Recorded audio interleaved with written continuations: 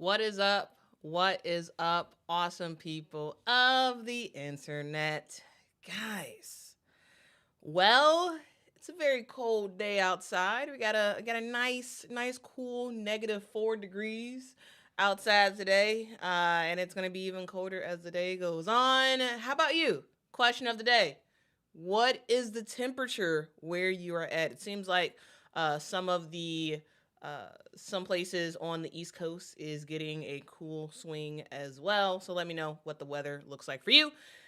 And what better thing to do on a cold day than to stay inside and talk about women's basketball, guys?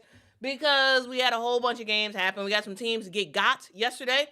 Some teams survive, and a whole lot more. So we're going to talk about all of that, including the fight for the SEC and the fight for the Big Ten as well. Because Quit in the Morning starts right now. Are you ready?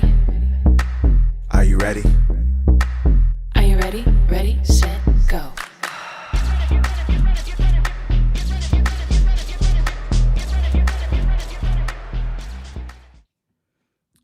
All right. Let's get going. Because what a night last night was for women's college basketball, okay? All right. But first, before we talk about the fantastic finish for Oklahoma versus South Carolina, I do want to hear what weather looks like. Okay. Molly says, morning, it's cold, preparing for the storm. Where do you live, Molly? What you have a winter storm coming? All right. Linday says, great day to talk some basketball because it's -12. Whew. That's cold. I don't know how cold it's going to be later today, but I know right now it's like -5 or -4. It's crazy. Cold times. If y'all are in the cold areas, make sure to drip your faucet because you don't want your pipes to freeze and then you're screwed. So, just saying. Fun tip. Drip your faucet. And keep your heat on. I turn my heat off for 30 minutes. And once the show is over, it's immediately coming back on because, yeah, don't need anything freezing. All right, 33 in Baltimore. RC is -3 where he's at. Okay. Neek is in the warmest place ever. High of 80, low of 56 in Orlando. That's awesome. It's probably why Unrivaled has their season in Florida. Because it's warmer. Okay. Tisha says 52 in Dallas, but will freeze this weekend. Well, I know Texas does not handle cold well. So hopefully you all are all good. All right, let's talk about the game. I don't want to spend all this time talking about the weather. I want to talk about the game because last night we saw a smorgasbord of fantastic basketball, okay?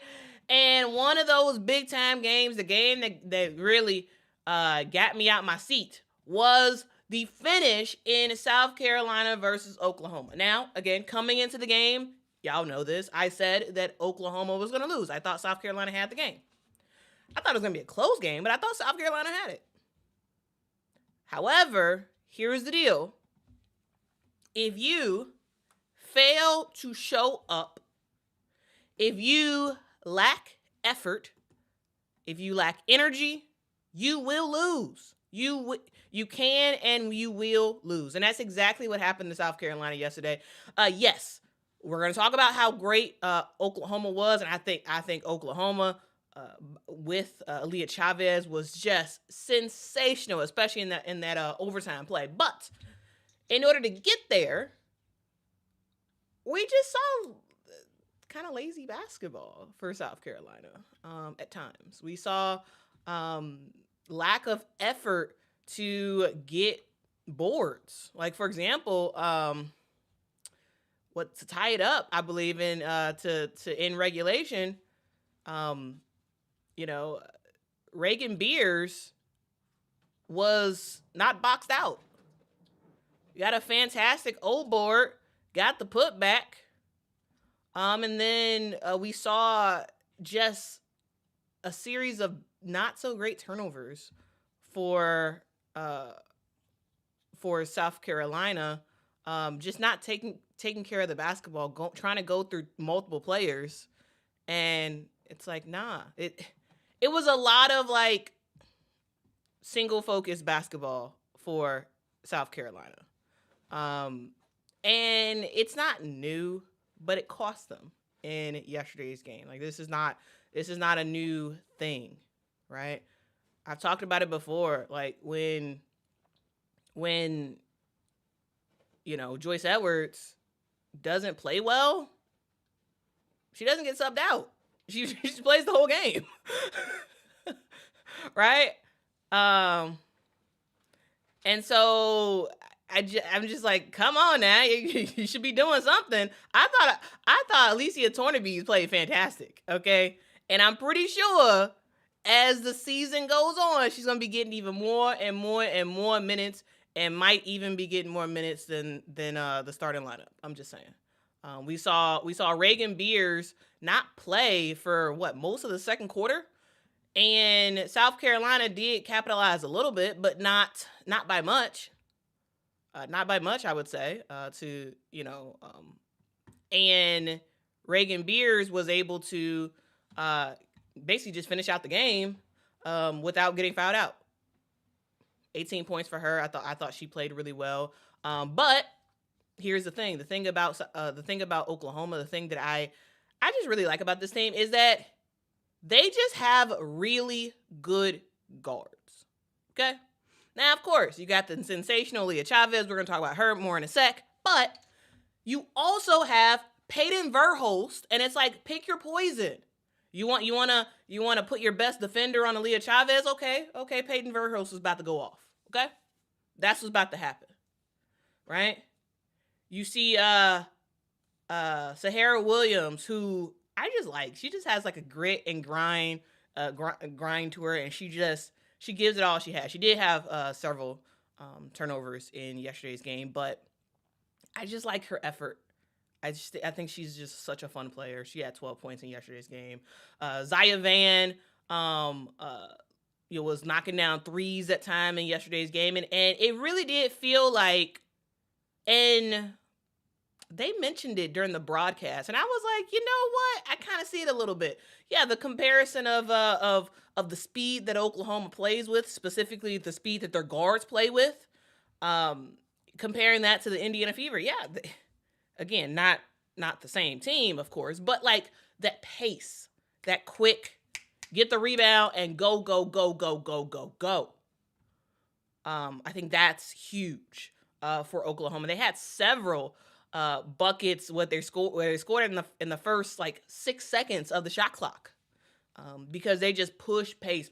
And yes, sometimes them pushing pace leads to turnovers, but it also leads to wins as well. And that's exactly what happened yesterday. So Reagan Beers, really, really great game, even though she dealt with foul trouble. 14 rebounds for her, 18 points. Sahara Williams was really good in this one. 10 rebounds, 12 points. We saw Peyton Verhulst play a really good game as well. 19 points for her. Zaya Van, 11. And then we have the star of the show. The star of the show, Aaliyah Chavez. We've talked about it in the past that sometimes I don't like Aaliyah Chavez's shot selection. But the thing we have to keep remembering is this girl is just a freshman. She's a freshman who's been asked to just go out there and hoop. And that's exactly what she has been doing this season, and that's exactly what she did yesterday. Aaliyah Chavez, so first of all, it went to overtime because Reagan Beers got the rebound off a non-box out, made the shot, and South Carolina actually had time to run a real play and finish out the game, but you don't take care of the basketball, and time runs out, and we go to overtime. So in overtime, I felt like the game was over right from the get-go when we heard Ryan Ruocco say the first you bet to a Aaliyah Chavez 3-point shot. Right? OT had just started. Aaliyah Chavez makes a fantastic 3-point bucket off of a Peyton Verhulst pass. And Ryan Ruocco was like, you bet! And I was like, it's over. Because it just, looking at that shot and how pure it was, I was like, oh, okay. Nah, it's over. It's over. Oklahoma got this. Because it did feel like, South Carolina wasn't really playing like they cared. I mean, Raven Johnson was playing like she cared, but like, I don't know, it just felt lackadaisical for the rest of South Carolina, especially in overtime. And I just thought it was over. And then Peyton Verhulst makes a bucket, and then Aaliyah Chavez makes a bucket. She knocks down another 3-point shot. Basically, in overtime, in 5 minutes, Aaliyah Chavez scores 15 points? Knocks down 4 threes. And the last one I wasn't sure was going to count, but it ended up counting. It was spectacular. The display she put on in 5 minutes was insane. And you could say, oh, yeah, because South Carolina was not doing a good job defending her. They weren't. But at the same time, this is not the South Carolina of old. They don't have the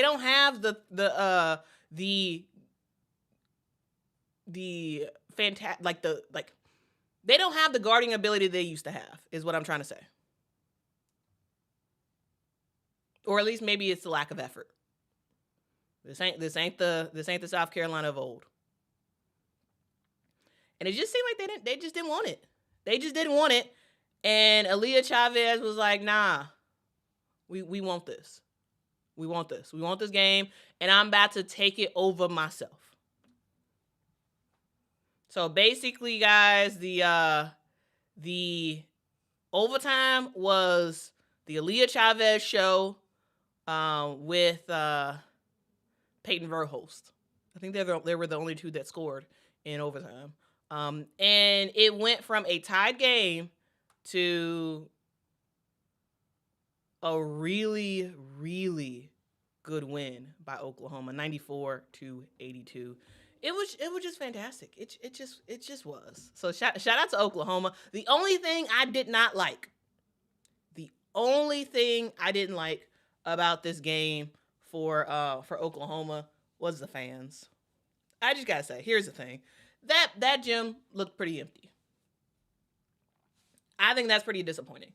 You're playing at the moment the biggest, one of the best teams in the SEC. Well, the best team, I would say, in the SEC. You're playing the number 2 team in the country, and what are fans? They should have been like, where them fans at? I'm just saying, where were the fans? They weren't really there. That's the only thing that I was just like, come on now. Come on. This was such a huge game. Now, I know Oklahoma plays in a big stadium. I know they do. But, come on now. Come on. It was disappointing. It really was. Because you want, and yes, the crowd was in it, but also the crowd was small. I just would have wanted more of a crowd. This was a fantastic game. Aaliyah Chavez played her butt off in overtime. Right? Oklahoma played like a straight-up team. And it wasn't even just Aaliyah Chavez's shots. She was also passing the basketball really well in this game. Right? She was passing basketball really well, especially in that first half. I just want the fans to be out there more. That's all. A&D says attendance was 7,402, better than most women's college basketball games. Yes, that's what ESPN says it was. Now, again, I've never been to the Oklahoma arena in person. On TV, it didn't look good. On TV, it looked like a lot of empty seats.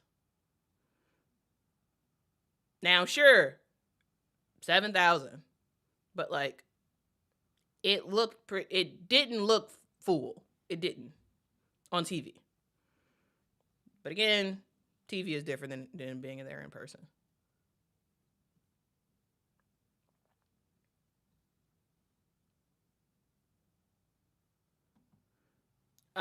Chicago Cheetah says Oklahoma has yet to sell out a game that did not require LSU in some way. They need us to elevate the program, and that's sad. I mean, everybody wants to watch LSU. Like, they're the show. That's why they use the show as their moniker. But yeah, people come on, City of Norman.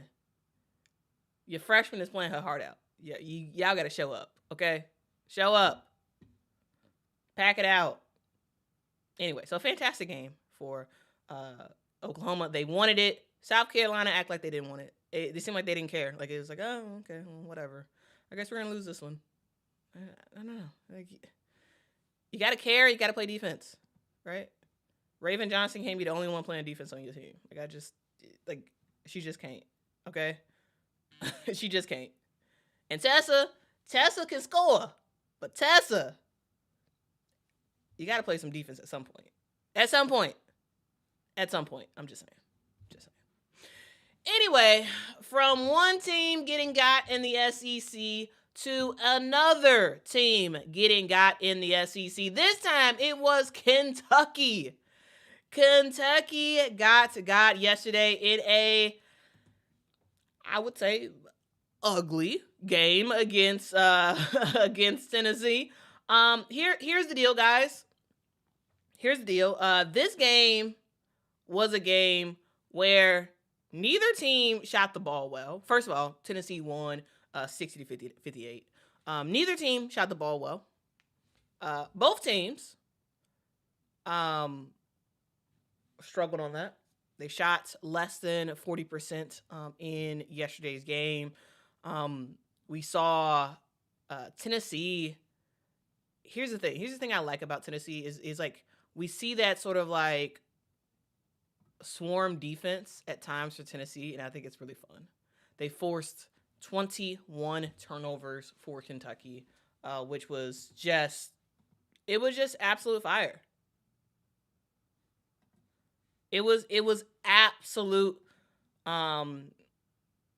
fantastic for Tennessee to just be able to ensure that they were having active hands and getting Kentucky to make some mistakes. And boy, oh boy, did Kentucky make some mistakes. And here's the thing. It wasn't like Tennessee played the best game ever. They didn't. Tennessee didn't shoot well. Their offense at times looked not great. But they also even went on scoring droughts in this one. They went on some scoring droughts in yesterday's game. But at the end of the day, they get the dub. And the reason why is because they just wanted it a little bit more. That's all. They just wanted it a little bit more. Kentucky tried to make a comeback, and they did make a comeback in the last couple minutes of the fourth quarter. But at the end of the day, it just wasn't enough, right? Mia Paldo for Kentucky, she was player of the game for sure. She ended up knocking down some big time buckets, including two big threes in yesterday's game, scoring 21 points in this one. And for Kentucky, again, not the best of games, but they did try to get going a little bit, trying to get back in this game with less than 3 minutes left to go. They were only down by 5. Then Jordan Obi makes a shot. Tony Morgan makes a shot. Then it's just a 1-point game. Turn up your volume. I can't hear you. Oh, you guys can't hear me? Okay, let me just try to talk a little louder. Because I don't here, let me turn it up a little bit. So it got to a 1-point game for Kentucky, and after that, they just collapsed. Right? It was 58-59, Tennessee with the lead, with 2 minutes left to go. You have yours on max volume? Okay. Yeah, I don't know. Girl, I can hear you. Okay. We can hear you. So I don't know. I'm getting mixed signals. I'm getting mixed signals about the audio. All right. So I just turned it up like 2 clicks. Hopefully that's something. All right. Anyway, after it became a 1-point game with like 2 minutes left to go, they just collapsed. To be fair, it wasn't like Tennessee did anything. But it was turnovers. You're in travel, right? You're gonna do some bad passes, and what looked like a game that Kentucky was about to pull off the win just led to a disappointing loss. A very, very disappointing loss for Kentucky, and a great win, a great statement win for Tennessee. In my opinion, Kentucky should have won the game. Even in the fourth quarter, when they got it down to a 1-point game, just dumb mistakes cost them. And it really shouldn't have, but at the end of the day, you don't show up to play. You're on the road. Hey, you're going to lose. You're going to lose. You're going to get got. And that is exactly what happened, okay? I'm just saying. That's exactly what happened. All right? And with that, let's talk about our sponsor. Because you all have heard me talk about Shopify in the past. I talk about them because, I use the product. It's always nice to promote something that you actually use yourself. I use Shopify. I've used Shopify for what? Well over a year now, before they ever sponsored the channel. And they have been the backbone of my store. And so, people are able to buy merch, and I'm able to, get everything good to go on the back end.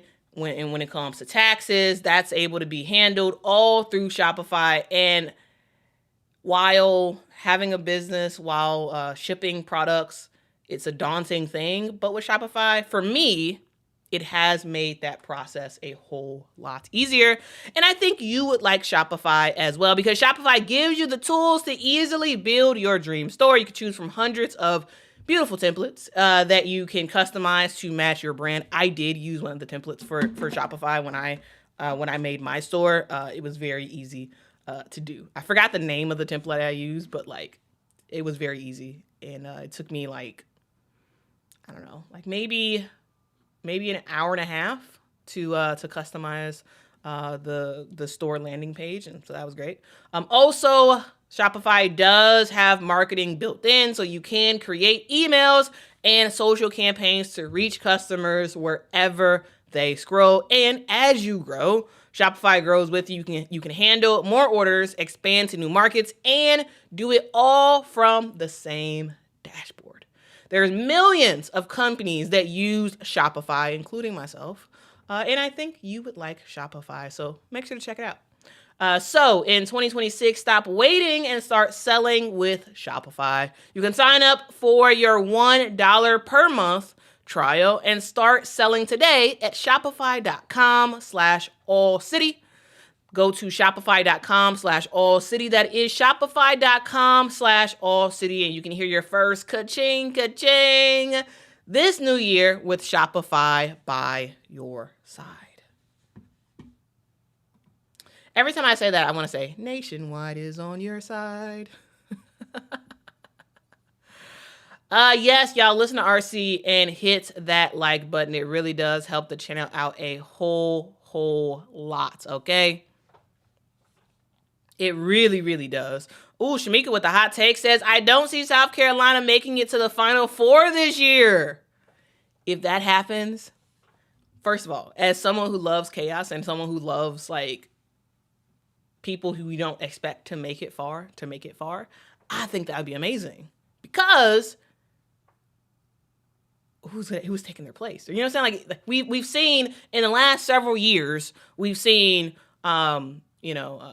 returning characters, right? We've seen South Carolina, we've seen UConn, we've seen LSU, we've seen Iowa.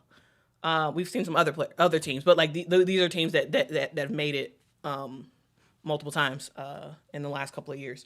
And I would love it if we had a situation where none of those teams, or maybe just one or two of those teams, actually made it to the Final Four. I think that'd be so fun. Because who could that be? Now we'll talk about that more in the SEC Big Ten thing. We'll talk about that more. But I think that could be fun. I think that could be fun. Okay? Just saying. Anyway, let's continue to talk. Speaking of Iowa. Oh, Green Thumb says, no, Quita, that's too much chaos. Why not? Why not? Let the good times roll. Now, whatever team you root for, okay, I hope for the best success for your team, whoever you root for. But for me in my house, I want chaos. Because I don't care. Oh, man. Anyway, let's move on to talk about what I considered the best Big Ten game of the night yesterday. And that was between Iowa and Maryland. I was tweeting during this game because I was like, first of all, Iowa had this game. Kind of solidly in their hands. They had this game.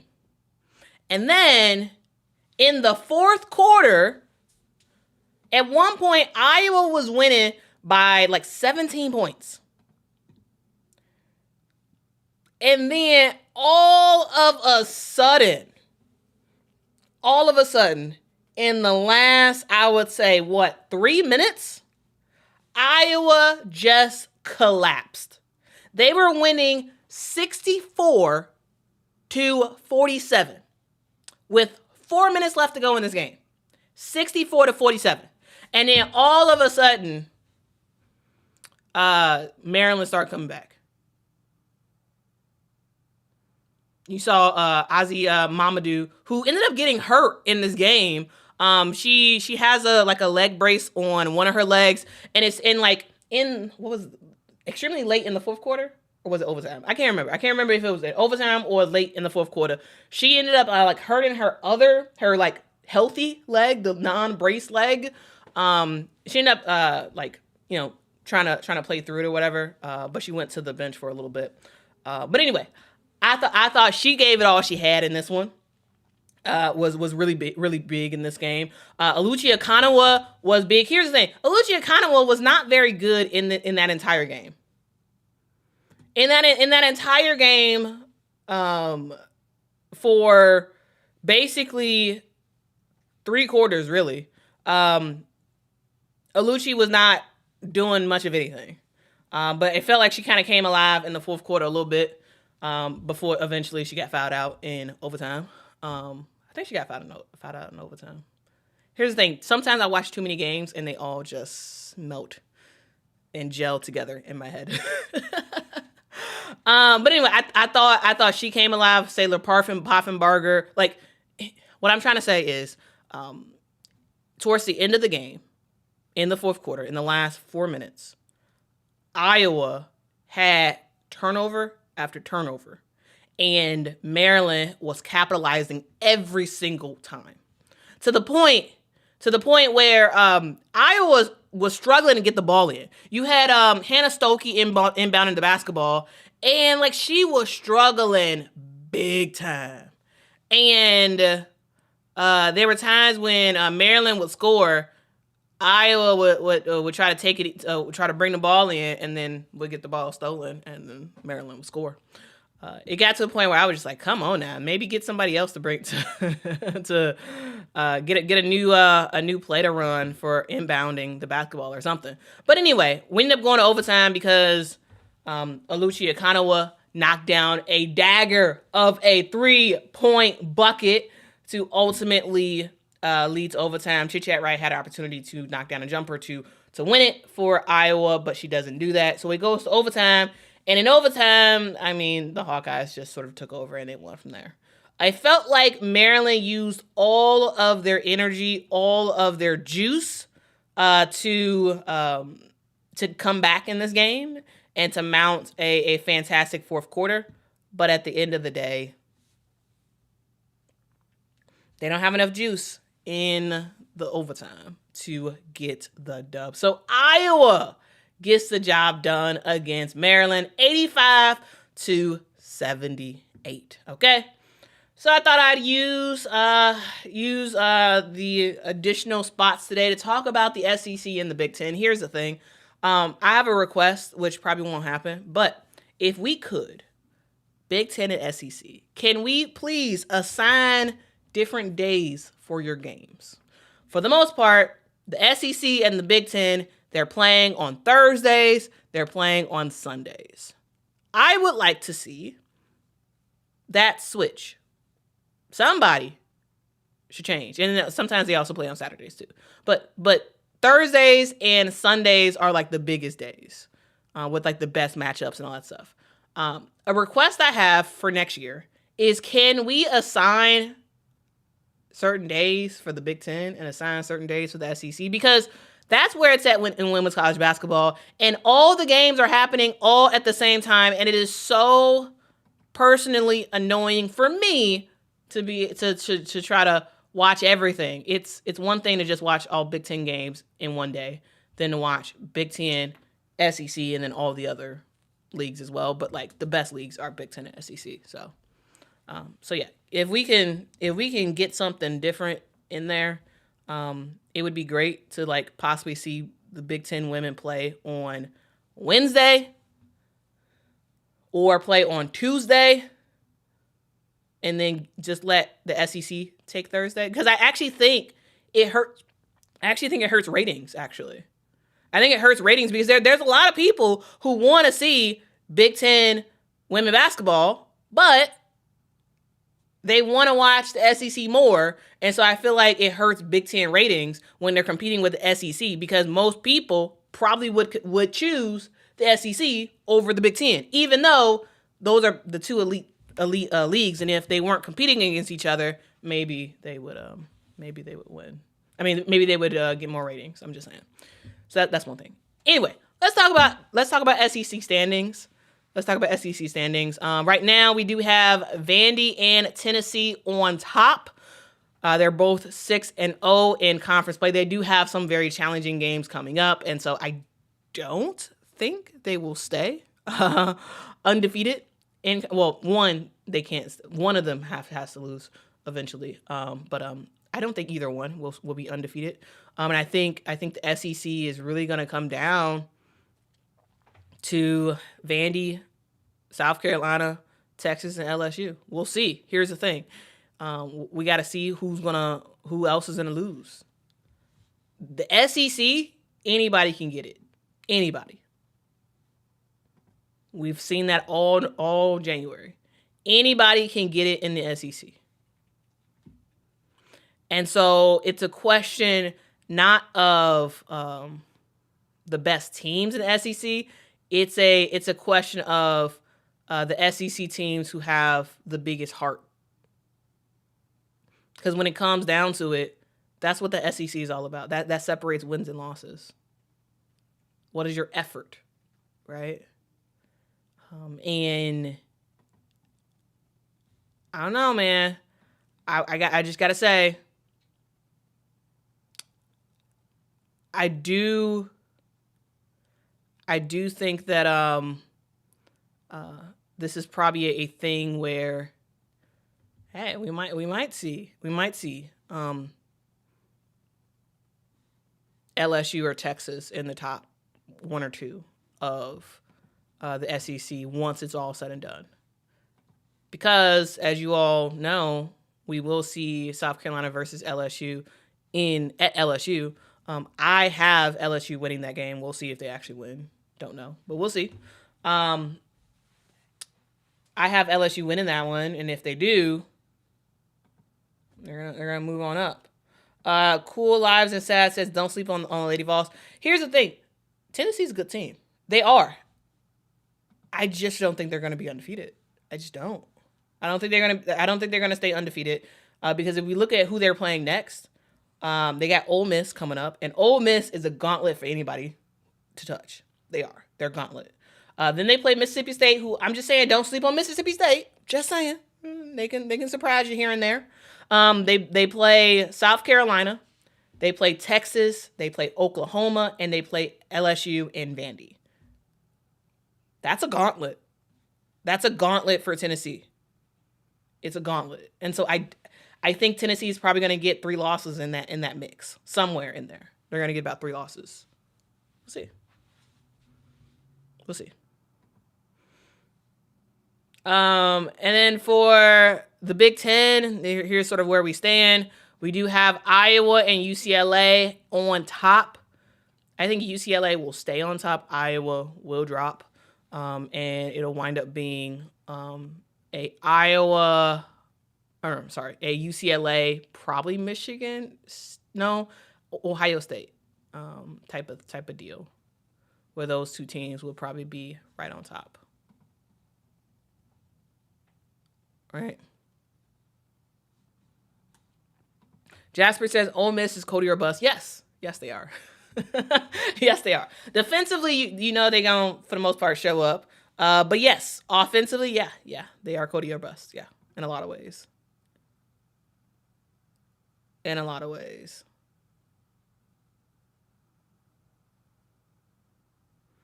But we will see what happens. All right, I have gone over my time limit. I just want to say thank y'all so much for watching. I really do appreciate it. If y'all could, please hit that like button. It really does help out a whole lot. Make sure to also subscribe to the channel if you have not done so.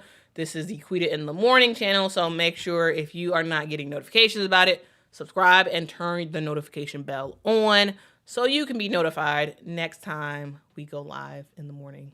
All right. Thank y'all for watching. Stay warm. If it's cold in where you're at, if it's below freezing where you are at, especially if you live in Chicago, guys, drip your faucet. Make sure your pipes do not freeze. All right. Thank y'all so much. And we'll close with this from Molly. Every team has injuries. Yes.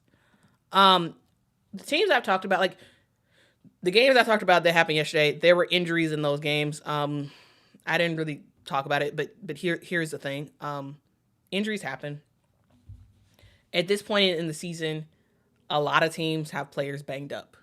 Either they're fully injured or they're playing their way through a sort of nick and whatnot. So players are playing tired, they're playing injured. It is what it is. It's January. We're in the middle of the season. And so we have to, see who can continue good play even though they're hurt. Which is a challenge for sure. All right. Speaking of injuries, yep, Kayla McBride did get hurt overseas. Yep. Debbie says, I had nightmares last night of Chavez shooting threes. Hey, Aaliyah Chavez, dog, that girl, when she gets on a heater, y'all. Like, dang. And I feel like this Oklahoma team is perfect for her. It really is. I had some thoughts of like, oh, is this really gonna work? Yeah, it's working really well. I really like this Oklahoma team. I think the way they play is so fun, so fast, so furious. Anyway, have a good one. I'll see y'all in the next one. Stay warm, guys. Stay warm. Please stay warm. Bye-bye. Are you ready? Ready, set,